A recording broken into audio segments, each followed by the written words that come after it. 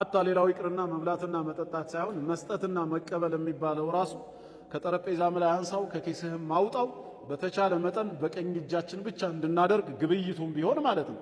ብር ስትሰጥም ሆነ መልስ ስትቀበል እዛው ቀኝ ላይ መሆኑ ሌላው እስላማዊ አደብ ነው። ከዛም ሸይኹ ቀጠሉና ከመብላትና መጠጣት ቀጥሎ ወተስሚየቱ ዒንደ ልብቲዳእ ምግብን በምንጀምርበት ጊዜ ወተስሚያ ቢስሚላህ ብሎ መጀመር ማለት ነው።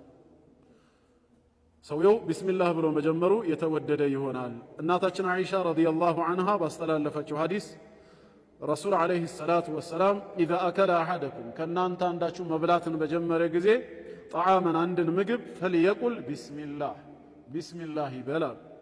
ፈኢን ነሲየ ፊ አወሊሂ መጀመሪያ አካባቢ ላይ ከረሳስ ኋላ ላይ ትዝ ካለው ወይ መጨረሻ ላይ ፈልየቁል ቢስሚላህ ፊ አወሊሂ ወአኺሪሂ ብሎ ይናገራል።